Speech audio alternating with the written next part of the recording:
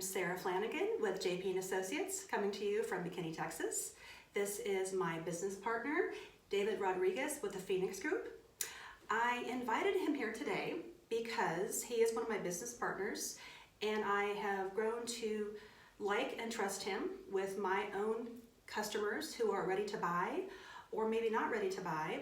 And I think everyone needs to know a little bit about credit, whether you're starting out or you're my age and you've done a little bit of damage to your credit. So David, thank you for joining me today. Absolutely, I'm a pleasure to be here. Yeah. So let's talk a little bit about our current situation with COVID, which is still going on. Hopefully we're coming to an end of it, hopefully. But the reality is our finances have been impacted by COVID. So tell me how COVID has impacted credit. So obviously the number one thing is finances, right? People have lost jobs. Obviously that's impacted their ability to pay things on time. See a lot of recent late pays. But one other thing that I really wanted to touch on was the fact that when the CARES Act was implemented, people were given the option to defer payments and go into forbearance on certain accounts, like their mortgage, auto loans. And the average consumer didn't realize what that means for their credit. So a forbearance, you're basically saying, I can't make this payment for now. The creditor is going to allow you to miss it, but they're not going to penalize you. One thing that happens with mortgages on a forbearance is after that term is over, you are required to pay back all those missed payments. So if somebody has $1,000 a month mortgage and they miss 6 months of mortgage, all of a sudden $6,000 is due. So it has caused some issues in that regard. And the best piece of advice I could give is if you don't need it, don't take it ever. If you don't need a deferral of your payment, if you don't need a forbearance, there's no reason not to do it. If you just want to keep extra money in your pocket, I promise you it's temporary. Awesome. And what I have learned is if you do have a mortgage during this time or any time and you're having trouble, definitely reach out to your lien holder, have a communication with your situation. Hopefully they can be reasonable with making the forbearance or whatever your situation is. So reach out, communicate, be proactive, don't have any surprises at the end, like saying, uh-oh, I can't pay, make a plan. So thanks. Absolutely. So let's say you're starting out, you're a young college graduate or 18 and you have no credit. How would you start building good credit? This is a really good question, and one of the things that I try to instill in all of my clients is sometimes credit issues can be generational, right? If your parents didn't have credit or they never explained it to somebody, obviously that can carry over. So what I try to tell my clients is if you have kids, the best thing to do is add them as an authorized user to one of your accounts. This is going to set them up when the time comes to be able to get their own credit. Now, if you don't have somebody like that can put you on as an authorized user on an account, well, you've got to get some sort of account. If you've got student loans, that'll probably show up. If you have an auto loan, that's going to be something that can help. But for the most part, people want to establish credit card accounts. These are going to be a type of account that if you maintain it, you can have it for many, many, many years and it will continue to build up that payment history. I would say if you have no credit cards, it's going to be pretty difficult for you to get one. I suggest the authorized user first. If you can't do that, then go to your bank that you bank with and see what kind of accounts they might be able to offer you as far as credit. You can do a secured credit card. I have my thoughts about that, which we'll probably talk about. We'll get to that. But it is something that if there's no other option, you're going to have to put some money down to establish that. Okay, so you talked about a young person getting their first credit card, even if it's a parent co-signing. For me, that's kind of scary because I have two boys, 19 and 17, and I have yet to give them a credit card because they don't have a lot of self-control. And so they're going to possibly start charging things. And even though I've told them, like my dad taught me, to you can charge something, but pay it off each month. And so they're going to say, well, I really needed X, Y, Z. So do you have money in the account to pay it off that month? And so that's, young people don't have as much self-control as older people, hopefully. And so just know who your kids are and know if you can trust them, and it's always a learning opportunity. Yeah, and that's a really good point. One thing that I will say is if you're thinking about establishing credit, make sure that you are financially secure first. What is the point of taking on debt if you're struggling with money, right? So get your money right first, and then establishing the credit will be a whole lot easier and much more effective when you're managing it. And you mentioned establishing debt. I mean, for me, I lived my life of trying to avoid establishing debt, unless it's, of course, a home mortgage or maybe a new car, things like that. They're not disposable. But I'm not a financial expert, but that's how I've lived my life. But be really careful about what you're establishing. Is it important? Is it something you have to have? But that's a story for another day on that. So thank you. Let's see. Now, you mentioned the secured credit card. So are those good, or should we avoid the secured credit card? As I mentioned, I've got my thoughts about it. One thing that I don't like about secured credit cards is most of the time when people suggest getting a secured credit card, most of those companies are extremely bad rated. They have really high interest. They have annual fees that come with them. And when I look at credit reports, I've been in this industry long enough to be able to know what accounts are secured and which ones aren't. And the ones that, and the reason I kind of shy away from secured credit cards is because if somebody has good credit and they're financially sound and they're responsible, why would they have to pay to get that account, right? It's kind of guilt by association. If we can get unsecured credit cards, that means that somebody trusts you with their money. So you mentioned paying to get the credit card. So tell me about that, because that's different than the typical credit card. So when I hear that, I say, oh, and I run away. I'm not going to pay for a credit card as far as the typical stuff. So tell me what you were talking about just now. So when you secure a credit card, you put money down, right? Dollar for dollar for the account, for the amount that you want available. And many people think that once they give this money to the institution, that they are using this account and it's their money. It's not. You have paid to have this account. So it's still the institution's line of credit that you're using. You have just put a security deposit down. Okay. If you maintain it and you do everything right, you've got good payment history, you're never over the limit, then you can earn your deposit back. A lot of times people won't get those deposits because they take the mindset of, well, I've already paid for this account. So, it can be a fine line to walk for someone. Well, and the secure credit thing is a new thing for me. I had never heard of it until David mentioned it. Always learning from David. So I was like, what is this thing? We have to tell people about. So to know about it, be careful and use it wisely. So another good question for you is, how is buying power different from credit score? And this is something that I explain to all of my clients. I can probably walk you through and give you advice on how to have a good credit score, but whether or not you're going to have the ability to go and get loans and get secured financing, that's a whole different ballgame. So just because you have a good credit score doesn't mean that you are able to secure financing for certain things. At the end of the day, most people, one of the biggest investments that they're going to make is buying a home.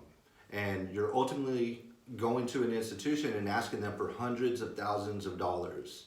It takes more than just a good credit score to be able to achieve that. So your debt to income ratio comes into play, your history with your accounts, many other factors can play a part in actually establishing your buying power. So do you have assets beyond this credit score, basically? Are you going to have money? It does take money on hand to actually buy a home at the end. So credit score is just the beginning. So good. So what is the definition of a real credit score? Loaded question here, because there are many different FICO scores. We've heard of FICO, we've heard of Vantage, and people ask me all the time, well, what's my real score? And the way I explain it is, it depends on what you're trying to get financing for. For instance, if I go to an auto dealership and want to get a car, when they run my credit, they're probably going to look at an Experian FICO 2 or FICO 8, 9 auto score. If I go to a bank and try to get a personal loan, they may look at only TransUnion and a FICO 6. Different institutions will have their own requirements of what FICO score they want to look at. So it really just depends on who you're about to do business with and what type of account you're trying to open up. That'll determine what FICO score you need to look at. Kind of like which ones they recognize? Absolutely. Right. Okay. For like a mortgage. Right. Mortgage is very specific for Experian FICO 2, for Equifax FICO 5, and for TransUnion FICO 4. That will never change no matter what institution. That is mortgage scores. So not Credit Karma? Absolutely not. And see, I learned from David a while ago. I'd say, what's my credit score on the free Credit Karma? Oh, that's awesome, you know. And then a while ago, I would say to my home buyer, go check out Credit Karma, it's free. And then David said, that's not accurate. So Right. Anyway, again, I have to stay in my lane. I'm an agent. He's a credit person, so we have to refer to each other for our expertise. And so I say, call David, he knows. So. We're masters of delegation. That's right. Hey, I know my limits. So you mentioned some of the big credit bureaus like Experian, TransUnion, Equifax. So why are they in business? A lot of people have a misconception that these companies are on a consumer side or some sort of government entity, and they're not. They are out-for-profit companies. They are here to make money. The way that they do that is by charging creditors to report your information. So if you owe me a debt and I wanted to report that to the bureaus, well, I would have to contact them with those details and I would pay them to report this information. Once they collect all this data, they then turn around and sell it to financial institutions for lending purposes. They generate your credit score. These companies own your scores. Yes. They are out to make profit, right? Just like the credit card companies. I mean, it's America, right? Yes, exactly. Money, money, money. Capitalism. Yay. Okay. So why is your payment history the biggest factor in what builds your credit score? So payment history, we've all seen the pie chart. 35% of your score is built up on your payment history. And the reason for this is because if you think about what your credit report is, it's a snapshot of how you are currently doing today financially. And so if you have just missed a $25 minimum payment on a credit card and you're 30 days late on it, well, if you couldn't pay $25, when you're asking me for a $300,000 loan for a house, I have a hard time justifying that you deserve it in a way. And are they going to make the payments on their mortgage, right? Right. And a lot of times I talk to people who make plenty of money, and it's not a money issue. But that's even worse, because if it's not a money issue, then you just decided that this creditor doesn't deserve to get paid this month. It doesn't look good. Your credit score, you want to build that up so that you look attractive to companies and they want to do business with you. This is where you get low interest rates. This is where you get people competing for your business. You get advertised to for really, really great offers. So let's see. Other questions would be, so if I am wanting to buy a house in the next year, and I call a mortgage lender and I have them pull my credit. So how does pulling my credit affect my credit score? So inquiries will cost you points. Anytime you pull your credit for financing, that is going to be a hard inquiry. Some people ask me, what's the difference between a soft pull and a hard pull? Well, the way that I explain it is you as an individual can look at your own credit from as many different sites as you want, and it will never impact your credit score. But if you give your information to somebody else for the purposes of obtaining financing, that is always going to cost you points. One other thing that I will say is if you just applied for a credit card, and then you just applied for an auto loan, and then you applied for a personal loan, then you went to JCPenney and they got you that credit card. Once you start to get a lot of different inquiries in a short period of time, those points that you lose, and it's usually a handful, but they will start to compound. And opening up too much credit too quickly can have a very, very serious negative impact. Okay. So another question I get sometimes when people come to me, they want to buy a house and they have some debt, okay? So I'll use student loans and let's say a car payment type of thing. They'll say, you know what, I'm just going to go pay off my debt, close the account, and then I'm gonna have better credit. And I'm like, that sounds good, but please talk to David, who knows more than I do, because everything impacts your credit. So how do you answer that question about, should I pay off your debt? Again, it's kind of a loaded question. It depends on what your goal is. You don't want to just go and pay off your auto loans, personal loans, and try to eliminate those payments, because depending on your credit report, those accounts are probably what is maintaining your good score. Again, these accounts have been open for a while. That payment history that you're building is what is supporting your score right now. If you go and you pay off a car early, well, that payment history is gone. And most people, when they close out an auto loan, a lot of people don't have 2 or 3 auto loans right now, so there's nothing else for the credit score to look at as far as installments to maintain that high score, so your score will drop. If you are comfortable maintaining the payment, maintain that payment, because as long as you're doing so, your score is going to just get better and better. Well, and in terms of buying a house, if you take all your money and pay off all your debt, for example, student loans or whatever, then you literally have no money to close on a home. So the reality is, again, you have to have money to close on a home, and it's a great idea to pay off all your stuff because you have no debt. But then, as David said, is you have gone away with all your payment history, which shows your good payment history, and then you literally don't have enough cash on hand. So my buyers have learned that the hard way. Absolutely. So, all right. So let's see, talked about different payments. We talked about auto loans, we talked about mortgage payments. So what about medical bills or student loans, and how do they impact your credit score? This is kind of another misconception.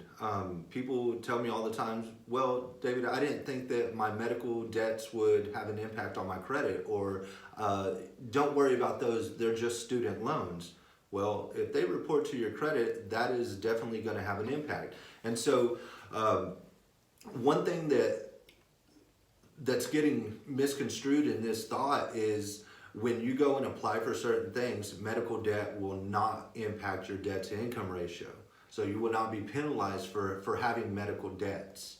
But at the end of the day, if they're a collection, if they're charge-offs, if it's got bad payment history, that is something that will absolutely hurt your score. So the medical debts, student loans, they do have an impact. If it's a collection, it's a collection no matter where it came from, and your score is being penalized for it.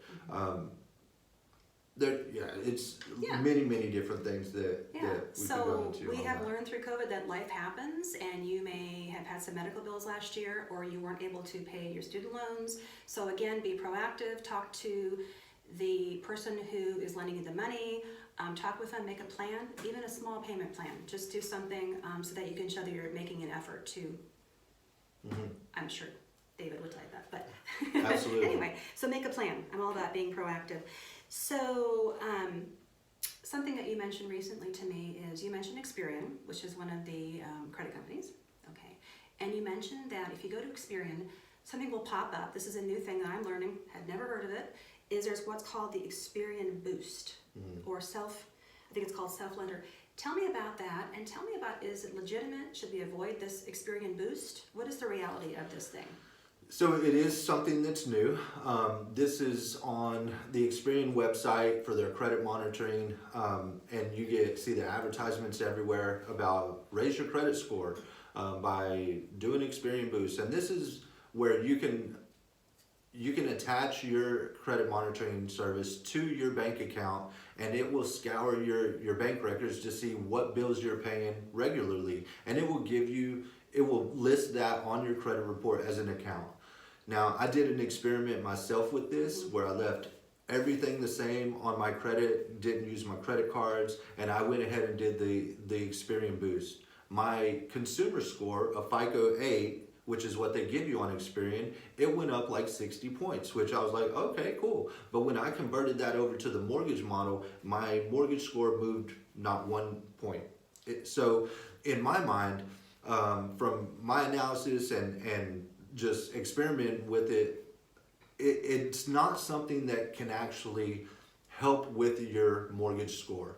Now, that being said, if somebody has absolutely no established credit, I haven't been able to do this yet because I haven't found anybody that's just a ghost.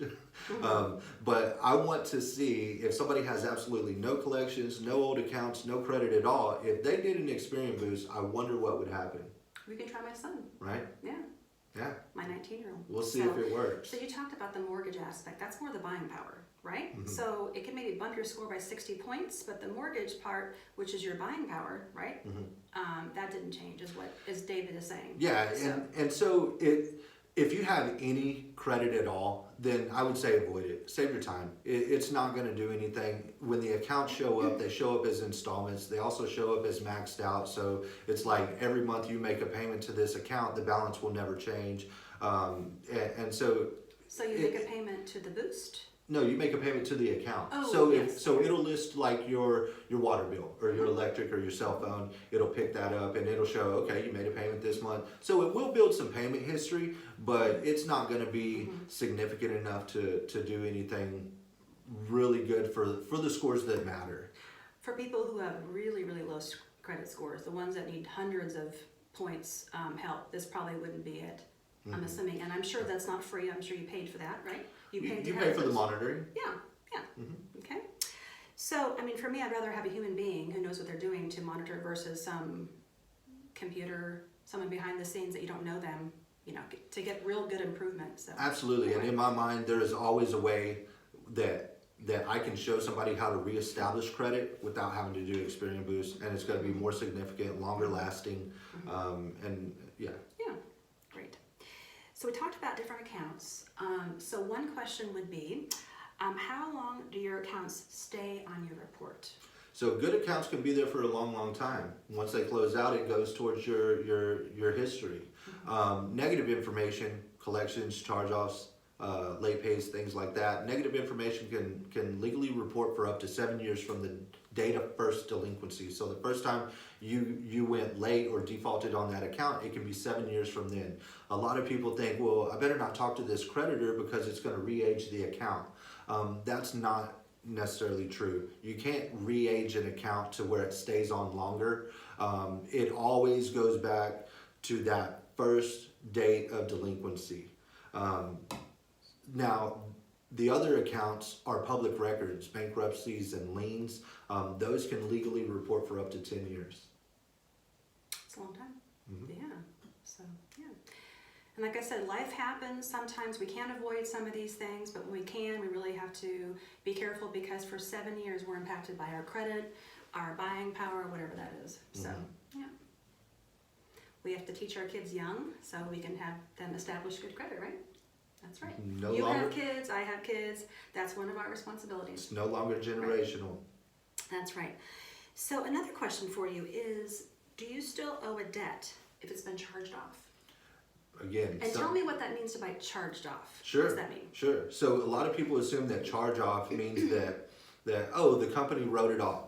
That right? They took a loss on it, and in the credit world and the finance world, charge off and profit and loss are two different things. So most consumers, they see an account on there, oh, that's charged off. I don't owe them anything. Basically, when a creditor charges off your account, they have deemed it uncollectible. They've realized that they're probably not going to collect on it. They are going to keep that on their records, though. That's why you see a charge off still carrying a balance. And so I would say that when an account is charged off, you do owe that. Technically, it is your debt, and if they do a true profit and loss, then you're going to receive a 1099, which is something that I am seeing like crazy right now. It's that time of year. Always tax time, first quarter of the new year. Companies are getting that bad debt off of their books. So if you get a 1099 saying, hey, you've been forgiven of this debt, make sure that you file that with your taxes. Okay, so that's pretty high level. So give me an example of one type of debt. I'm assuming medical, but give me an example of one type of thing that they may write off. Actually, matter of fact, yesterday, one of my clients sent in some responses. There was a $5,600 credit card with Citi. Wow. Citibank sent him a 1099 and said, hey, we're going to go ahead and give you forgiveness of this debt. Here's your 1099-C. You do have to pay taxes on that. So in the big scheme of things, these institutions, they're making billions of dollars, right? So a $5,000 debt is a drop in the bucket. They don't want to just let people get away with it, but they are earning a benefit when they write this stuff off as a loss sometimes. And maybe because of COVID, they're being a little bit more forgiving. However, like David said, this is still your debt. So for whatever reason, because maybe you've come on hard times or whatever. So the reality is sometimes we have to use our credit card more if it's some things, in between some income, again, whatever is necessary. So yeah, that's a great idea. Let's see, and I really appreciate your time, David. Absolutely. I'm sure I have many more questions. Hopefully people who are watching this are learning a lot, maybe taking some notes, going, some aha moments. So I know that I learn from you every month when we do. David and I met through a virtual home buyer seminar. He's one of our business partners with the Russian Realty Group, and so he teaches our future home buyers about improving credit or establishing credit for a young person.